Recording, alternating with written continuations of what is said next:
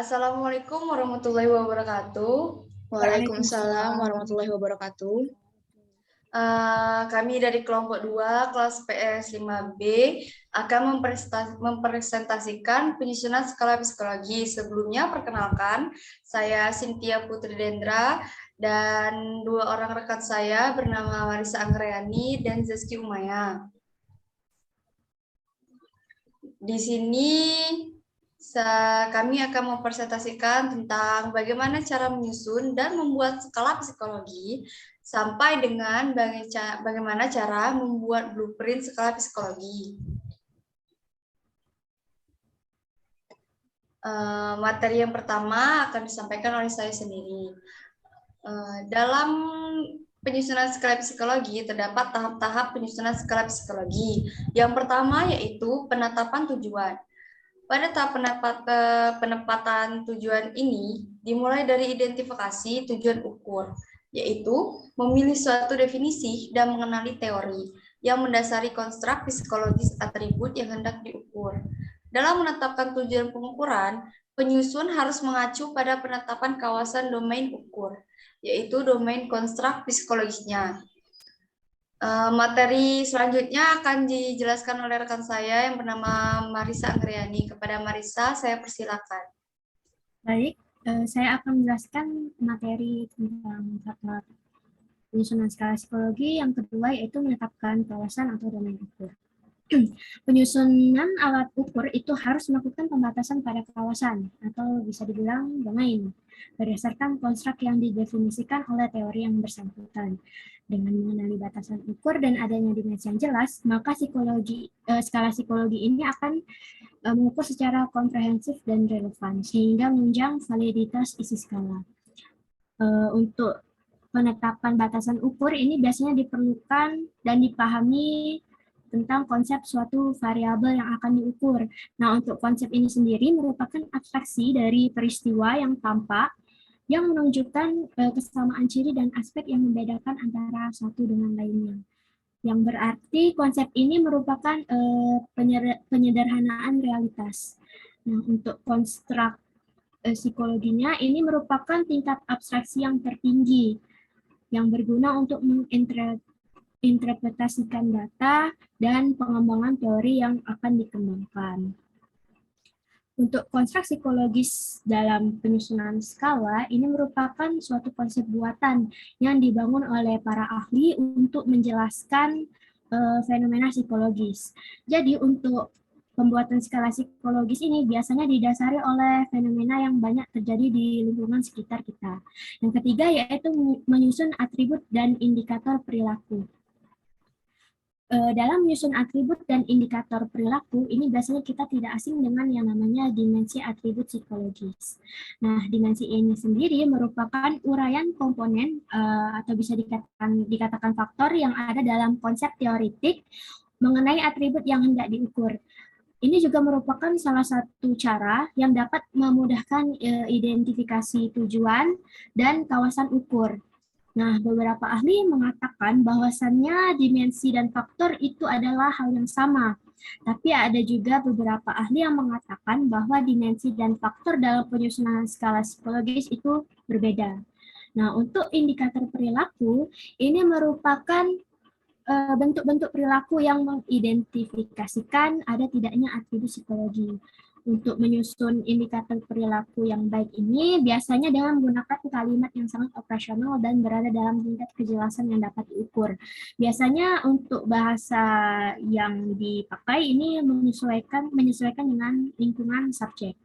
Oke, itu saja materi yang dapat saya sampaikan. Saya kembalikan kepada moderator.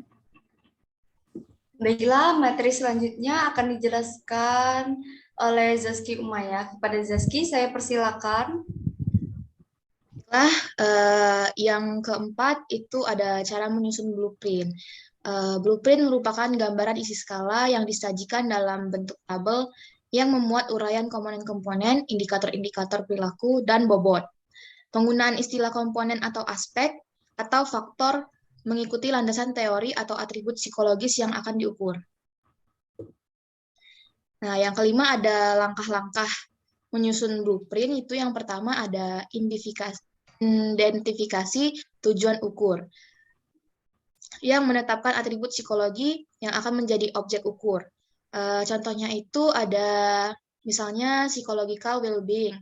Nah, psychological well-being itu adalah fenomena pribadi utama yang terpusat pada tantangan yang dihadapi oleh individu dalam kehidupan pribadinya. Nah, yang kedua, langkah-langkah yang kedua ada penentuan elemen-elemen. Terdapat 6 elemen psychological well-being. Yang pertama itu ada penerimaan diri, yang kedua ada pertumbuhan pribadi, yang ketiga ada tujuan hidup, yang keempat ada penguasaan lingkungan, yang kelima ada otonomi, yang keenam ada hubungan positif dengan orang lain. Langkah yang ketiga ada operasionalisasi konsep. Penentuan bobot dalam blueprint berdasarkan pada yang pertama berdasarkan teori atau hasil analisis faktor, dan yang kedua berdasarkan penilaian para ahli, yang ketiga diasumsikan setara pada masing-masing elemen.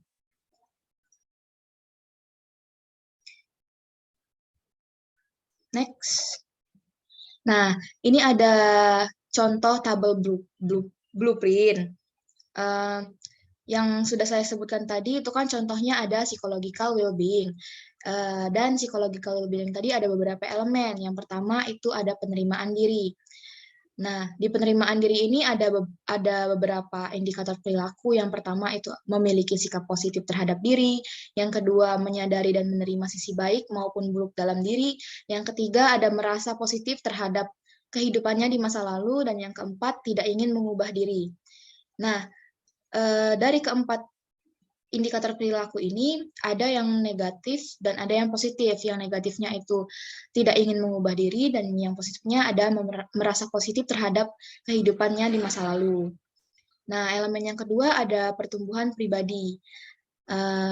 Sama juga memiliki beberapa indikator perilaku. Yang pertama itu memiliki kebutuhan untuk berkembang secara berkelanjutan, yang kedua melihat perkembangan diri, yang ketiga terbuka dengan pengalaman baru, yang keempat menyadari potensi dirinya, yang kelima melihat perbaikan diri dan perilaku dari waktu ke waktu, dan yang keenam mengubah cara yang merefleksikan pengetahuan diri.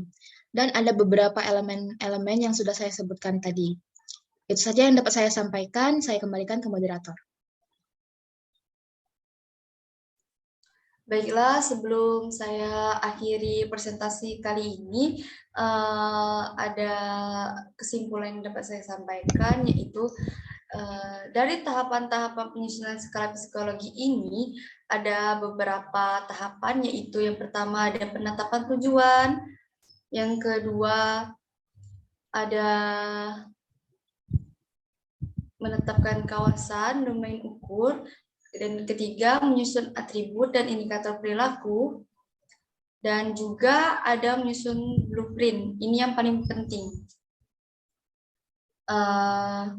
Nah, inilah contoh-contoh tabel blueprintnya.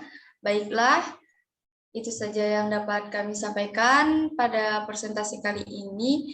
Jika lebih dan kurangnya, kami mohon maaf. Wabillahi taufiq wal hidayah. Wassalamualaikum warahmatullahi wabarakatuh.